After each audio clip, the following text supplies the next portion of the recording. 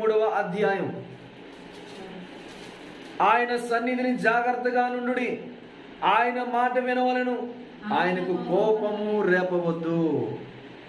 దేవుని సన్నిధికి వచ్చి ఈరోజు దేవుని సన్నిధిలో కరెక్ట్గా ఉంటున్నాం. ఈరోజు మనం దేవుని సన్నిధిలో టిక్ టాక్లు చేస్తున్నారు, దేవుని సన్నిధిలో రీల్స్ చేస్తున్నారు, దేవుని సన్నిధిలో ఫోన్లు మాట్లాడుకుంటాం, దేవుని సన్నిధిలోనే ఎక్కడ లేని ముచ్చట్లన్నీ కూడా మనకి.